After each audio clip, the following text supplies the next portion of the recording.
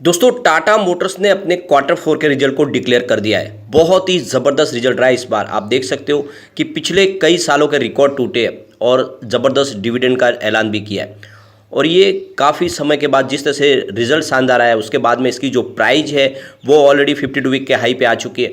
तो क्या इस समय इस रिजल्ट के बाद टाटा मोटर्स में इसमें खरीदारी करनी चाहिए, क्योंकि टाटा मोटर्स आने वाले समय में कुछ नए कीर्तिमान भी स्थापित कर सकता है। जिस तरह से लगातार प्रॉफिट बढ़ रहा है, पिछले क्वार्टर में ही कंपनी प्रॉफिट में आ गई थी 6 क्वार्टर के बाद, लेकिन अब की बार प्रॉफिट में और ज़बरदस्त इजाफा हुआ है। तो क्या कहना है टाटा मोटर्स के मैनेजमेंट का, और क्या इस समय हमें इन्वेस्टमेंट कर लेना चाहिए, इन सारी बातों को जानेंगे इस वीडियो के माध्यम से। दूसरी तरफ टाटा स्टील टाटा ग्रुप की सबसे पुरानी और मजबूत कंपनी है, और आप देख सकते हो कि कुछ दबाव की वजह से पिछली बार लॉस जरूर हुआ था, लेकिन इस बार कंपनी ने फिर से अच्छा प्रदर्शन किया है। और सबसे जो बड़ी बात है कि टाटा स्टील आने वाले समय में पूरी तरह से अपने सभी सब्सिडीज कंपनी को अपने आप में मर्ज करने जा रहे हैं, जिससे आने वाले समय उनका बिजनेस बढ़ेगा। तो क्या टाटा स्टील में भी ये खरीदारी का मौका है, क्योंकि स्टॉक काफ़ी समय से 100 के मजबूत सपोर्ट के ऊपर ही ट्रेड कर रहा है। दूसरी तरफ टाटा पावर की बात करें तो ये कंपनी बहुत मजबूत है, लगातार इनकी ऑर्डर बुक मजबूत है, और एक लेटेस्ट ऑर्डर मिला इनको काफ़ी अच्छा राजस्थान में, जिसको हम इस वीडियो के माध्यम से डिस्कस करेंगे। रिन्यूएबल एनर्जी का पोर्टफोलियो इनका बहुत मजबूत है, और आने वाले 5 साल में कंपनी 75,000 करोड़ का भारी निवेश करने जा रही है ग्रीन एनर्जी के सेक्टर में। तो क्या इन्वेस्टमेंट करना चाहिए? एक और कंपनी को डिस्कस करेंगे जो यहाँ पे बहुत ही ज़बरदस्त बोनस देने जा रही है और पिछले एक साल में अच्छा रिटर्न भी दिया है। लेकिन फ्रेंड, उससे पहले अगर आप पहली बार हमारे चैनल पे आए तो चैनल को सब्सक्राइब कर दीजिए, एक बेल आइकॉन दबा दीजिए, ताकि जब भी नया वीडियो बने पहला नोटिफिकेशन आपको मिले। वीडियो पसंद आए तो लाइक शेयर जरूर कीजिए। चलो फ्रेंड्स, वीडियो स्टार्ट करते हैं। मैं हूँ आपका दोस्त SB दवे, और हमारे अपने चैनल ऑनलाइन कमाई में आपका बहुत बहुत स्वागत है। सबसे पहले टाटा मोटर्स की बात करें, स्टॉक की क्लोजिंग 513 पर थी फ्राइडे को, और आप ये देख ही सकते हो कि इसने अपना 50 रुपये का नया हाई भी बनाया। 0.43% की तेज़ी देखने को मिली थी रिजल्ट के पहले ही। अब देख सकते हो टाटा मोटर्स ने लगातार जो कंपनी लॉस में चली थी, अब ज़बरदस्त प्रॉफिट में आ चुकी है, और कंपनी ने क्वार्टर फोर में करीब 5,407 करोड़ का ज़बरदस्त प्रॉफिट बताया। अब पिछले साल सेम क्वार्टर की बात करें तो 1,030 रुपीज़ का कंपनी को लॉस था, तो कंपनी 1,000 करोड़ के लॉस से सीधा 5,500 करोड़ के प्रॉफिट में आ चुकी है, और कंपनी को 1,05,930 रुपीज़ का इनकम भी हो चुकी है, यानी कंपनी अच्छी खासी इनकम जनरेट कर चुकी है इस क्वार्टर के दौरान।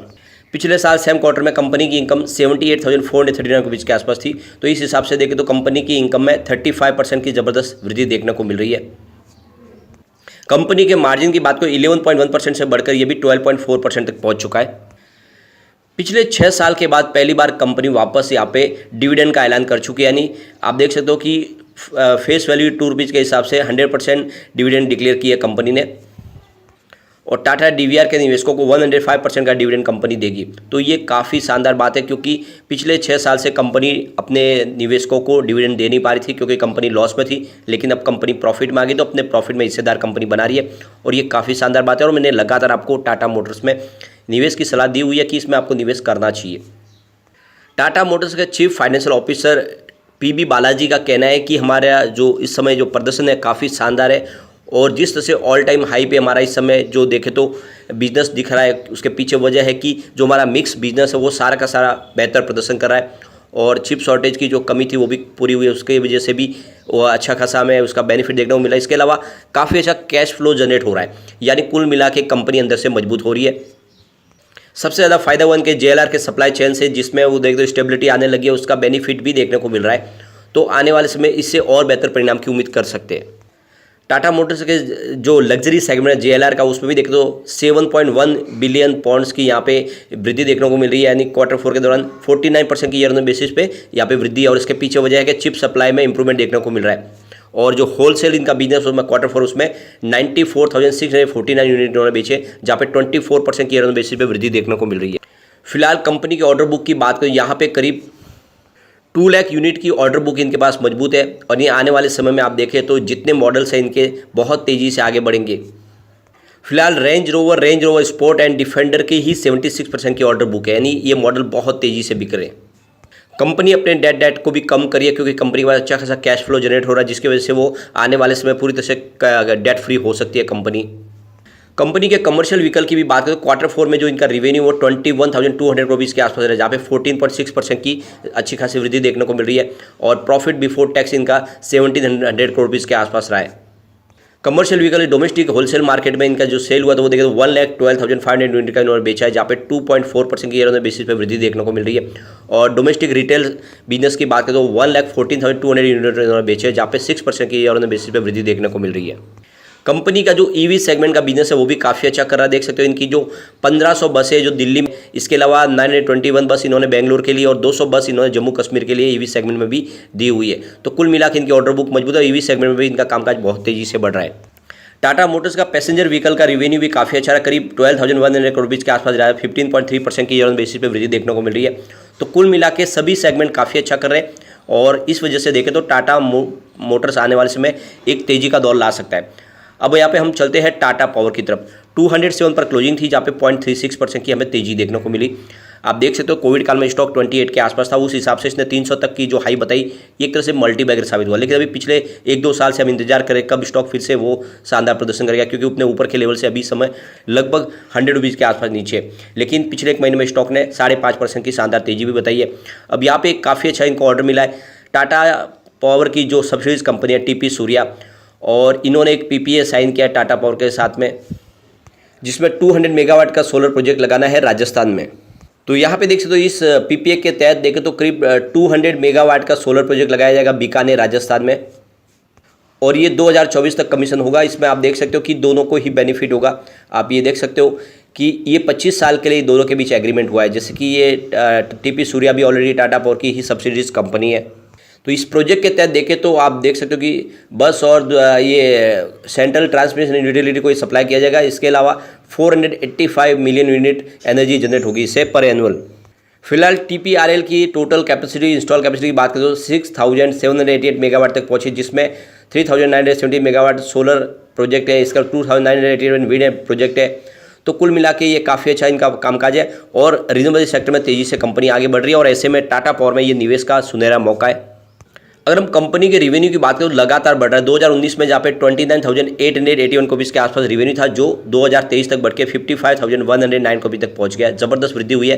प्रॉफिट को देखें तो 2020 में कोविड काल के दौरान ये सिर्फ 1,017 करोड़ का प्रॉफिट था, वो 2023 आते बढ़ के 3,336 करोड़ तक पहुंच गया। यानी लगातार हर क्वार्टर में आपको तेज़ी से प्रॉफिट बढ़ता हुआ दिखाई देगा। ऐसे में स्टॉक बहुत जल्द मल्टीबैगर बन सकता है, इसमें वो काबिलियत भी है। और ईवी सेगमेंट में कंपनी बहुत तेज़ी से आगे बढ़े। इसके अलावा ईवी चार्जिंग का कंपनी काम कर रही है। आने वाले 5 साल में company 25,000 total EV charging establish करने जा रही है। तो ये बहुत बड़ा विजन है, ऐसे में आपको इसमें इन्वेस्टमेंट जरूर करना चाहिए।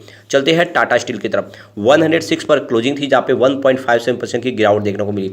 अब यहाँ पे देख सकते हो कि जो ब्रोकरेज हाउस है वो टाटा स्टील को लेकर काफ़ी बुलिश है, और उनके हिसाब से जिस तरह से डोमेस्टिक मार्केट में स्टील की डिमांड बढ़ने लगी है, जो प्राइस है वो सेटल होने लगी है, और पिछले 1 साल से स्टील सेक्टर काफ़ी अंडर वैल्यू रहा है। तो ऐसे में आने वाले समय तेजी का दौर शुरू होगा, तो बाइंग अपॉर्चुनिटी तलाशी जा सकती है। ICICI सिक्योरिटीज़ की तरफ से टाटा स्टील के शेयरों में इन्होंने बाय की कॉल दी हुई है, और इसके अलावा भी दूसरे स्टील के शेयरों में जिन्होंने इन्होंने यहाँ पे देख सकते उनका जो आउटलुक है वो पॉजिटिव किया हुआ है। तो कुल मिला के देख सकते हो कि चाइना की तरफ से भी पॉजिटिव सिग्नल निकल के आ रहे हैं। इसके अलावा डोमेस्टिक मार्केट काफ़ी अच्छा कर रहा है। जिस तरह से रेसिडेंशियल प्रोजेक्ट में डिमांड बढ़ने लगी है, तो इसका इफेक्ट देखने को मिलेगा। सरकार ने इस बार देखे तो रेलवेज के लिए भी काफ़ी ज़्यादा कैपेक्स बढ़ा दिया गया, उसका फायदा भी देखने को मिलेगा। तो ये जो सारी बातें साबित करिए कि स्टील सेक्टर में जो काफ़ी समय से मंदी थी, वहाँ पे अब तेजी का दौर शुरू हो सकता है। तो यहाँ पे उन्होंने जो यहाँ पे अपने हिसाब से जो रिकमेंडेशन दिए, जिसमें आप देखो जिंदाल स्टील में बाय की कॉल है, जिंदाल स्टेनलेस में बाय की कॉल है, SMEL में बाय की कॉल है, और APL अपोलो में बाय की कॉल है। इसके अलावा NMDC में ऐड की कॉल दी हुई है। टाटा स्टील में भी उन्होंने ऐड की कॉल, यानी यहाँ पे इस लेवल पे आपको शेयर ऐड करने चाहिए। सेल में उन्होंने रेटिंग को रिड्यूस कर दिया, यानी उसमें से आपको निकलना चाहिए। JSW स्टील में तो बिल्कुल सेल की रेटिंग, यानी JSW स्टील में इस समय निवेश की सलाह नहीं बन रही है। तो कुल मिला के देख सकते हो कि ब्रोकरेज हाउस की राय भी निकल के आ रही है, और काफ़ी ज़्यादा ब्रोकरेज हाउस इस समय 150 के टारगेट भी दे रहे। यहाँ पे एक बड़ी अपडेट और निकल के रहे, टाटा स्टील माइनिंग लिमिटेड ने यहाँ पे देख दो BPCL के साथ में एक MOU साइन किया है, जिसके तहत BPCL उसको ओडिशा के उनके प्लांट के लिए, जो माइनिंग प्लांट है वहाँ पे LNG की सप्लाई करेगी, यानी क्लीन फ्यूल के माध्यम से उसका कारोबार आगे बढ़ेगा, जिसकी वजह से जो कार्बन फुटप्रिंट है उसमें कमी आएगी, यानी पोल्यूशन किस तरह से कम किया जाए उसके ऊपर टाटा स्टील काम करिए, और ये काफ़ी बड़ा फैसला है। तो ये एग्रीमेंट जो साइन हुआ उसके तहत वहाँ पे पाइपलाइन के माध्यम से LNG सप्लाई की जाएगी टाटा स्टील के माइनिंग प्लांट के ऊपर। आने वाले समय इसका बेनिफिट भी टाटा स्टील को मिलेगा, और वो अपने जीरो कार्बन पॉलिसी के तहत आगे बढ़ने में उनको मदद मिलेगी। तो एक लॉन्ग टर्म का नजरिया लेकर टाटा स्टील में इन्वेस्टमेंट करना चाहिए। कंपनी आने वाले समय अपनी सारी सब्सिडीज कंपनी को अपने में मर्ज करने जा रही है, जिससे इसका बिजनेस बढ़ेगा और खर्च में कटौती आएगी। अब हम चलते हैं उस स्टॉक की तरफ जो आपको बहुत ही शानदार बोनस देने जा रही है। यहाँ पे हम बात करें इंडिया मार्ट इंटरमेश के लिए। अब ये कंपनी के बारे में बोले तो ये एक ऑनलाइन प्लेटफॉर्म है जो होलसेल और रिटेलर को आपस में जोड़ता है और उनके लिए एक काफ़ी शानदार वरदान साबित हो रहा है। कंपनी 5895 स्टॉक की प्राइस थी फ्राइडे को, जहाँ पे 0.26% की गिरावट देखने को मिली, लेकिन पिछले एक साल में स्टॉक ने 40% का जबरदस्त रिटर्न दिया है। यानी आप देख सकते हो कि 4200 के आसपास स्टॉक था, वही समय 5800 के आसपास है। काफ़ी ज़बरदस्त प्रदर्शन कर चुका है और अब कंपनी बोनस देने जा रही है, यानी एक शेयर के ऊपर एक शेयर आपको बोनस मिलेगा। इसकी एक्स बोनस डेट है 21/6/2023 और रिकॉर्ड डेट भी है 21/6/2023। तो इसके पहले अगर आपके डीमेट अकाउंट में शेयर आ जाए तो बिल्कुल आपको बोनस मिल सकता है, तो बोनस का आप फायदा उठा सकते हैं। लेकिन फ्रेंड, कोई भी इन्वेस्टमेंट करने से पहले अपने फाइनेंशियल एडवाइजर्स के बारे में ले ले या अपना खुद का रिसर्च करें, क्योंकि मैंने वीडियो आपके एजुकेशनल पर्पज के लिए ही बनाया। वीडियो पसंद आए तो लाइक से जरूर कीजिए और चैनल को सब्सक्राइब कर दीजिए। Thank you friend.